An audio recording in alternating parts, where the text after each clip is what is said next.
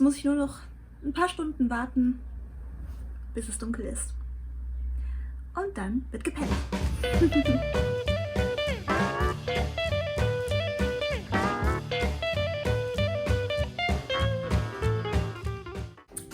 Hi, ich bin Rina und ich habe für euch die Schlafwickler von Frau Lux Vintage getestet. Das ist das Ergebnis, wie ihr schon seht. Ich möchte euch mitnehmen auf eine kleine Journey, wie ich mir die Haare aufgedreht habe auf diese tollen Schlafwickler, wie ich mich dann fürs Bett vorbereitet habe. Ich habe auf den Schlafwickler natürlich geschlafen und ja, wie das Ergebnis dann am nächsten Tag zustande kam. Bleibt dran! So sehen die aus und sie kommen sogar mit einer Anleitung. Da ich allerdings eine Rebellin bin, halte ich mich nicht ganz an die Anleitung. Ihr seht ja, ich habe recht lange und auch dicke, schwere Haare und wenn ich diese Anleitung befolge, die besagt, dass ich die Schlafwickler bei noch feuchten Haaren nach dem Waschen benutzen soll, dann halten die Locken normalerweise nicht. Bei mir halten die Schlafwickler am besten, wenn meine Haare mindestens einen Tag alt sind und wenn sie nicht frisch gewaschen sind. Also denn wenn sie gewaschen sind, dann sind sie einfach zu zart und zu weich und dann hält es einfach nicht. Deshalb meine Haare sind jetzt schon einen Tag und eine Nacht alt oder eine Nacht und einen Tag alt. Und ich probiere das jetzt so. Laut der Anleitung sollen die Schlafwickler mit etwas schaumfestiger ins gewaschene oder leicht angefeuchtete Haar. Ich wähle die nicht gewaschene Variante, sondern das leicht angefeuchtete Haar und ich habe mir dazu eine Setting Lotion bereitgestellt, die ich auch sonst recht oft benutze. Das ist die von Lotte Body. Und die mixt man einfach mit ein wenig Wasser und verteilt die dann in die Haare. Das mache ich jetzt und dann geht's los mit den Wicklern. Alles voller Haare. Meine Haare sind mein Konfetti.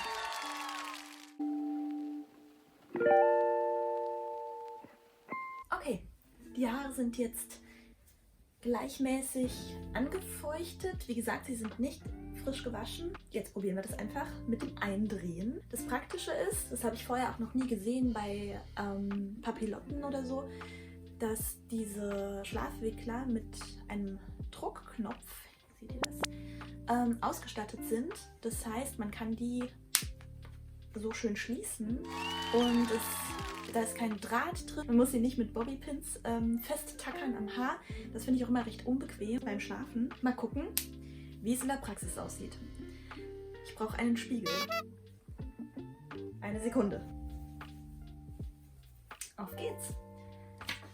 So, trenne nach und nach einzelne Haarsträhnen ab und wickel sie auf die geöffneten Wickler. Wickel die Strähnen von der Spitze an gleichmäßig zum Kopf hin und schließe einfach den Knopf am Haaransatz. Und das heißt zum Kopf hin, also so. So. Perfekt zum Abtrennen für die Strähnen. Ein Stielkamm, vor allem bei den vielen Haaren.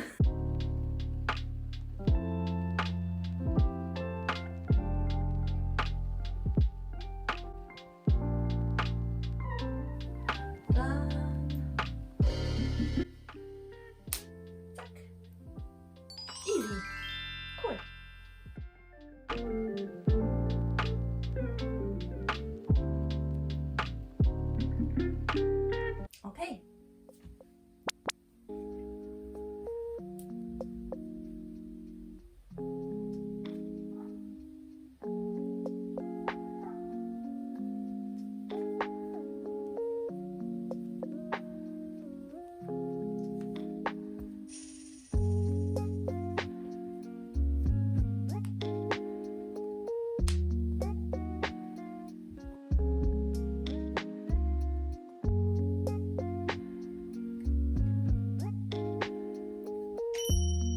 Okay, einen Wickler habe ich noch übrig. Ich hatte ein bisschen Bedenken, dass die Anzahl der Wickler nicht reichen würde, aber Das sieht gut aus. Ich habe ein paar Strähnen ein bisschen breiter genommen, als ich das normalerweise bei einem Lockenstab machen würde. Einfach aus der Angst, dass ich nicht genug Wickler zur Verfügung habe. Deshalb bin ich mal gespannt, wie die Locken denn aussehen werden morgen. Also das Eindrehen war super easy, ging auch echt flott. Man sieht hier an ein paar Stellen sind die Spitzen so ein bisschen kommen die nochmal so ein bisschen raus aus den Wicklern. Es geht wahrscheinlich ein bisschen einfacher, wenn die Haare nass sind, aber bei mir sind sie jetzt relativ trocken, deshalb werde ich die Spitzen nochmal mit einem Bobbypin befestigen, irgendwie unter der Rolle. Und ja, bin ich eigentlich fertig für die Nacht. Mein Tipp, damit das alles nachts auch gut hält, wickle ich mir ein Tuch um die Lockenwickler rum und das ist relativ durchlässig, also jetzt nicht einen ganz dicken Schal, sondern etwas Leichtes, damit es eben auch gut sitzt, die Haare auch trotzdem noch trocknen können bzw. atmen können. Ich lege mir das einfach so auf mit der Spitze nach vorne und nehme die beiden Enden dann, um das Ganze zu verknoten. Wunderhübsch und bereit fürs Bett. Okay, fühlt sich gut an, keine harten Stellen, alles schön weich und fluffig. Jetzt muss ich nur noch ein paar Stunden warten, bis es dunkel ist. Und dann wird gepennt. Bis morgen. Die Wickler waren jetzt ungefähr, ich sag mal 12 Stunden drin. Also gestern Abend eingedreht, über Nacht geschlafen und gefrühstückt. Jetzt bin ich ganz gespannt, wie das Ergebnis aussieht. Ready? Sieht schon mal gut aus. Alles ist noch dort, wo es sein sollte. Ist jetzt kein Wickler irgendwie über Nacht gewandert oder rausgefallen oder so. Alles ist noch dort, wo es sein soll. Ich sehe schon, hier hat sich etwas gelöst. Die Spitze, die habe ich wahrscheinlich nicht so gut festgeklemmt. Das ist ein bisschen schade, aber wir schauen mal, wie es aussieht. Ich öffne erstmal hier vorne eins. Besser als erwartet. Bouncy. Ich dachte, es wären mehr so Wellen, aber richtig Korkenzieher. Eine Korkenzieherlocke. Sehr schön. Nur die Spitze ist ein bisschen nicht ganz so curly.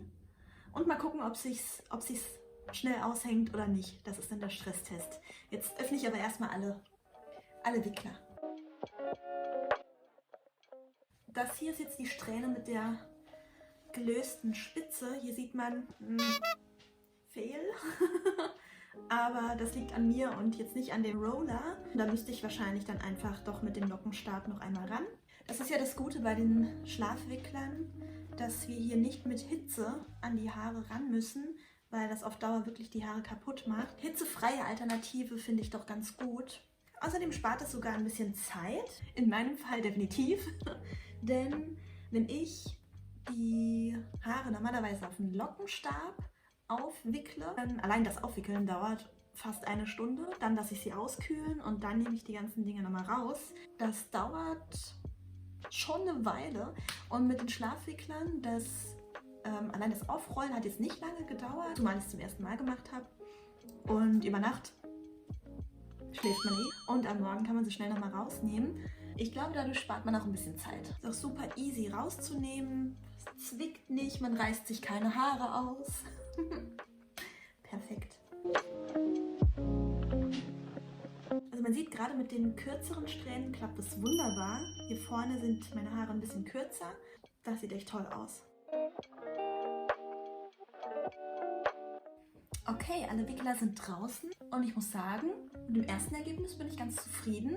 Ihr seht, hier sind ein paar Strähnen, die nicht so schön gelockt sind. Aber hier würde ich einfach dann nochmal mit dem Lockenstab drüber gehen. Und ich glaube auch, das war mein eigenes Verschulden und jetzt nicht die Schuld der Wickler. Aber ich würde es noch einmal versuchen mit vielleicht ein paar mehr Wicklern und dünneren Strähnen und auch wirklich darauf achten, dass alle Spitzen gut eingerollt sind. Ich würde beim zweiten Versuch vielleicht auch noch ein bisschen schaumfestiger benutzen. Mal gucken, einfach nur zum Vergleich, was besser funktioniert, die Setting Lotion oder schaumfestiger. Okay, cool.